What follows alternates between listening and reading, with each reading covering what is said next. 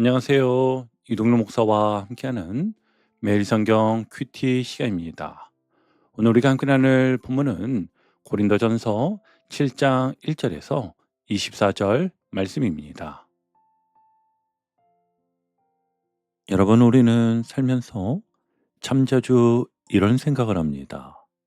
지금 내 삶이 맞는 걸까? 내가 다른 환경에 있었다면 더 행복하지 않았을까? 결혼만 하면 괜찮을 줄 알았는데 오히려 혼자 있는 게 더 편한 것 같은데 왜 우리 가정은 이렇게 힘들까? 사실 오늘 본문 속 고린도 교회 성도들도 비슷했습니다. 고린도는 굉장히 혼란스러운 도시였습니다. 항구 도시였고 사람과 문화와 쾌락이 넘쳐나는 도시였지요. 특별히 성적으로 너무 무너져 있었습니다. 아크로 고린도 높은 산 위에는 아프로디테 신전이 있었고 그 안에는 수많은 여사제들이 있었는데요. 사람들은 그것을 종교의 일부 행사라고 생각했지만 실상은 성적인 쾌락의 모습이었습니다. 그러니까 사람들의 생각 자체가 무너져 있었던 것입니다. 그래서 어떤 사람은 몸은 그냥 육체일 뿐이니까 마음대로 살아도 된다라고 말했습니다. 반대로 또 어떤 사람은 거룩하려면 결혼도 하지 말아야 한다. 부부 관계조차 죄다. 이렇게 극단적으로 말했습니다. 그러니 성도들이 얼마나 혼란스러웠겠습니까? 결혼은 해야 합니까? 안 하는 게 더 거룩한 겁니까? 믿지 않는 배우자와는 어떻게 해야 합니까? 지금 내 삶의 자리는 잘못된 거 아닙니까? 그래서 고린도 교회 성도들이 바울에게 편지를 보냈죠. 오늘 1절이 그 답변의 시작인 것입니다. 너희가 쓴 문제에 대하여 말하면 아멘. 그러니까 오늘 말씀은 단순히 결혼 강의가 아니었어요. 흔들리는 시대 속에서 그리스도인들이 어떻게 살아야 하는지를 보여주는 말씀인 것이지요. 특별히 오늘 본문은 우리 시대에도 너무 중요합니다. 지금 시대도 관계가 무너지고 있잖아요. 가정은 점점 깨어지고 많은 이들이 외로움을 느끼고 청년들은 결혼을 두려워하며 부부는 서로 대화가 끊어져 있고 심지어 교회 안에서도 관계의 피로감이 커지고 있기 때문입니다. 그리고 몸이 아프신 성도님들 가운데도 아프다 보니 관계까지 지치는 분들이 많으십니다. 괜히 예민해지고 작은 말에도 상처받고 아무도 내 마음 모른다. 이런 마음이 들 때가 있지요. 그런데 여러분, 오늘 하나님은 우리에게 말씀하십니다. 도망치지 말고 부르신 자리에서 하나님과 함께 살아가라. 오늘 이 말씀이 우리 마음을 다시 붙드는 은혜가 되기를 축복합니다. 자, 그럼 이제 본문으로 들어가 보겠습니다. 바울은 먼저 결혼과 부부 관계에 대해 이야기하고 있습니다. 근데 여러분, 오늘 본문을 잘 보면 바울은 단순히 결혼해라, 하지 마라, 이것을 말하는 것이 아니었어요. 사람의 연약함과 하나님이 만드신 관계의 본질을 함께 말하고 있습니다. 당시 고린도 교회 안에는 극단적인 금욕주의가 들어와 있었는데요. 거룩하려면 부부관계도 하면 안 된다. 몸은 더러운 것이다. 결혼보다 혼자가 더 영적이다. 이런 분위기가 있었던 겁니다. 그런데 바울은 아주 현실적으로 말합니다. 우리 2절 함께 보면 음행을 피하기 위하여 남자마다 자기 아내를 두고 여자마다 자기 남편을 두라. 아멘. 여러분, 이 말씀은 단순히 욕구 해결용 결혼을 말하는 게 아니에요. 오히려 인간이 얼마나 연약한 존재인지를 인정하는 말씀입니다. 사람은 혼자 강해질 수 있는 존재가 절대 아닙니다. 유혹 앞에서 흔들리고 외로움 속에서 무너지고 욕망 때문에 넘어질 수 있는 존재인 것이지요. 그래서 하나님은 남자와 여자가 서로 사랑하며 서로 붙들어 주도록 가정을 허락하셨습니다. 창세기에서 하나님은 말씀하셨죠. 사람이 혼자 사는 것이 좋지 아니하니. 아멘. 그러니까 결혼은 단순한 제도가 아니라 하나님이 주신 보호의 울타리였던 것입니다. 그리고 바울은 부부관계를 설명하면서 굉장히 놀라운 말을 합니다. 우리 4절 함께 보시면, 아내는 자기 몸을 주장하지 못하고 오직 그 남편이 하며, 남편도 그와 같이 자기 몸을 주장하지 못하고 오직 그 아내가 하나니. 아멘.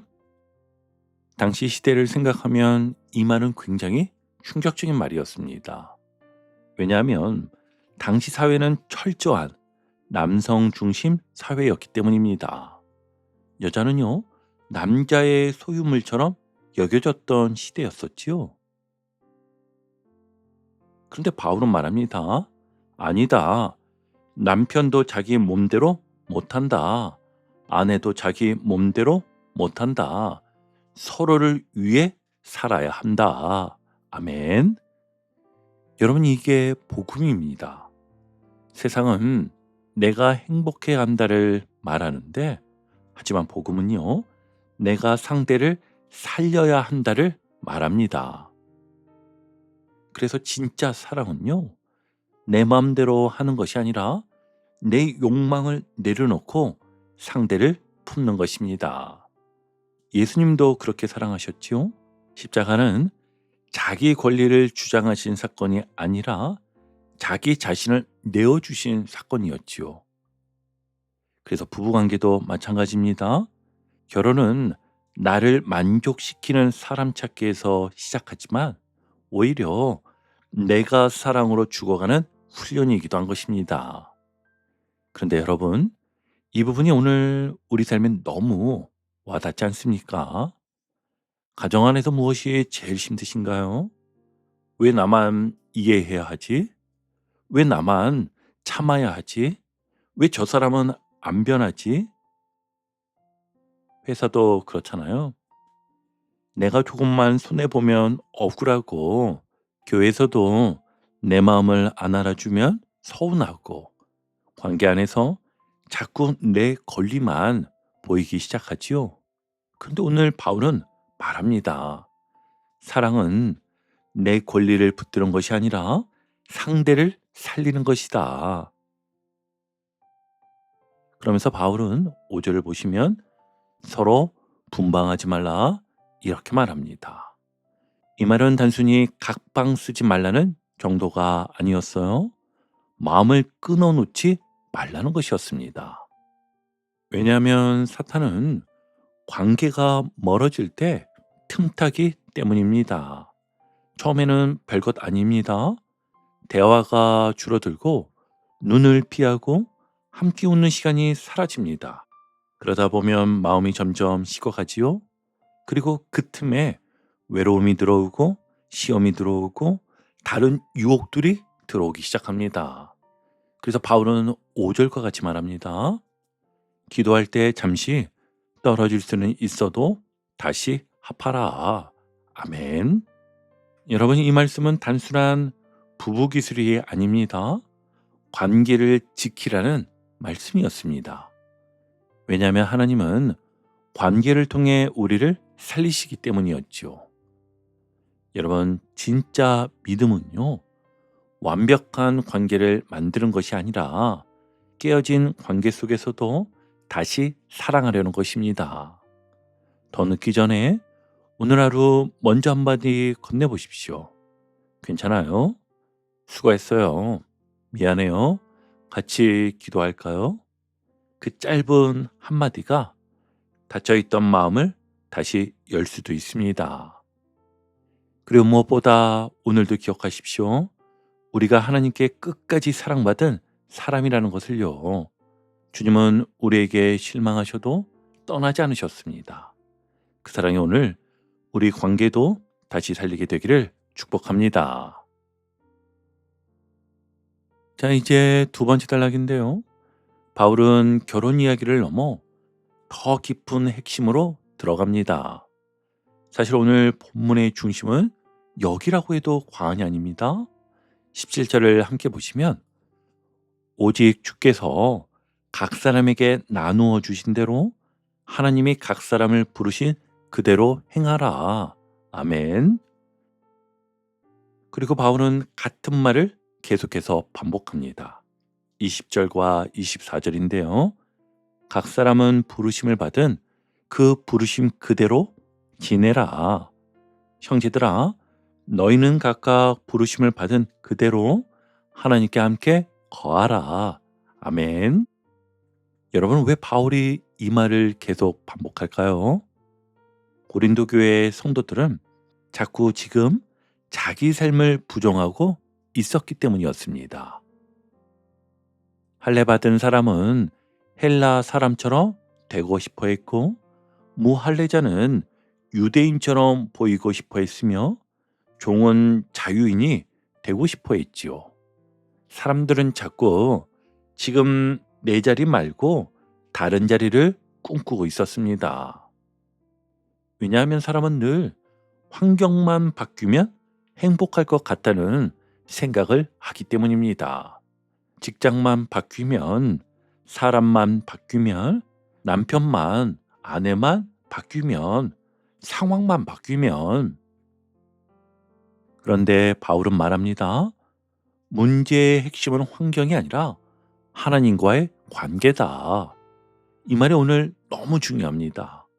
왜냐하면 우리도 똑같기 때문이죠. 우린 자꾸 다른 삶을 부러워합니다. SNS를 보면 더 그런데요. 남들은 다 행복해 보이고, 남들은 다 잘 사는 것 같고, 남들은 다 좋은 가정을 가진 것 같고, 나만 뒤처진 것 같습니다. 특별히 청년들은 미래 때문에 흔들립니다. 나는 왜 아직도 이 자리지? 왜 나는 취업이 안 되지? 왜 나는 이렇게 불안한 것이지?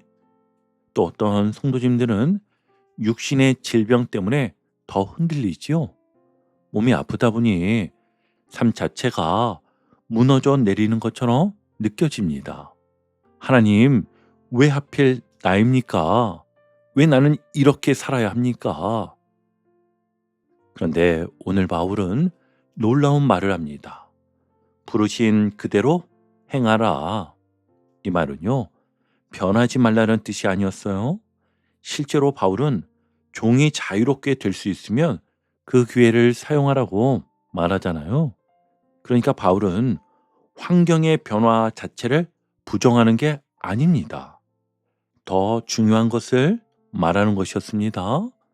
환경보다 더 중요한 것은 하나님이 너와 함께 계시느냐이다. 그래서 24절이 너무 중요한데요. 형제들아, 너희는 각각 부르심 받은 그대로 하나님과 함께 거하라. 아멘. 여러분, 이게 핵심입니다. 그대로 살아라가 핵심이 아닙니다.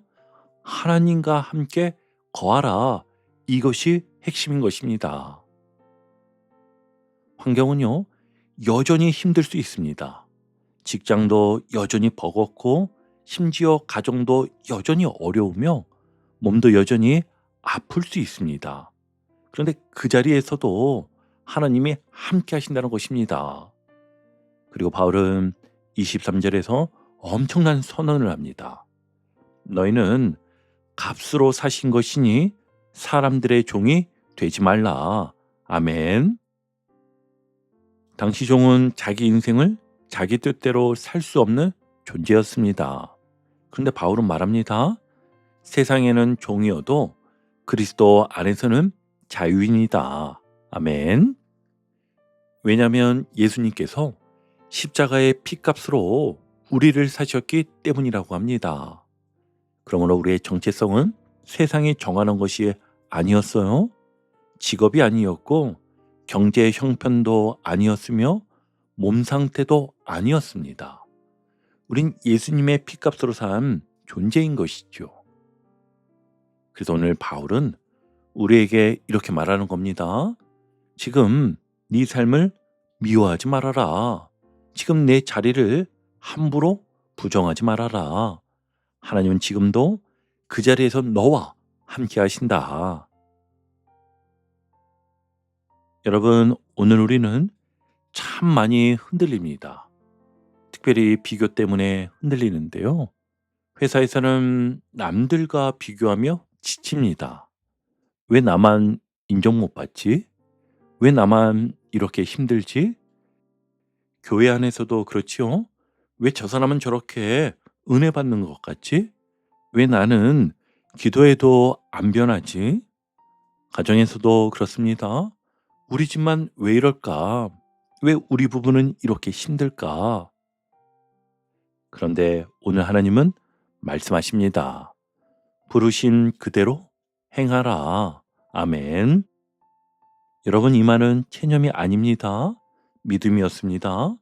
하나님이 지금도 나를 붙들고 계신다는 믿음인 것이죠. 그래서 오늘 필요한 것은 다른 인생을 꿈꾸는 것이 아니라 지금 자리에서 하나님과 동행하는 것입니다. 오늘 하루 이 기도를 드려보십시오. 하나님, 환경은 여전히 힘들지만 오늘도 이 자리에서 주님과 함께 살아가게 해주십시오. 특별히 몸이 아픈 성도님들, 지쳐있는 청년들, 관계 때문에 울고 있는 성도님들, 하나님은 지금도 여러분을 버리지 않으셨습니다. 오늘도 그 자리에서 함께하고 계십니다. 그러니 포기하지 마십시오. 하나님은 지금 여러분 성 한가운데서도 일하고 계십니다. 오늘 바울은 결혼과 관계 그리고 삶의 자리까지 연결하며 아주 중요한 메시지를 전합니다. 하나님이 부르신 자리에서 하나님과 함께 살아라. 우린 자꾸 다른 환경을 꿈꾸지만 하나님은 먼저 우리 마음이 하나님께 붙어 있기를 원하십니다. 그리고 오늘도 말씀하십니다. 너는 값으로 산 존재다. 나는 너를 버리지 않았다. 지금 그 자리에서도 함께한다. 여러분, 오늘도 하나님과 함께 거하십시오.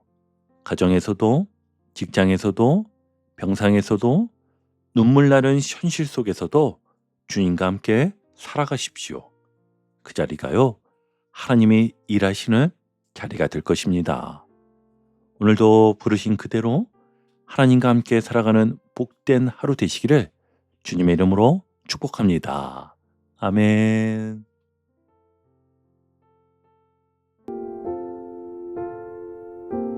오늘도 복음의 기쁨과 확신으로 승리하는 하루 되시길 축복합니다. 함께 해주셔서 감사합니다. 내일 큐티 시간에 다시 뵙겠습니다.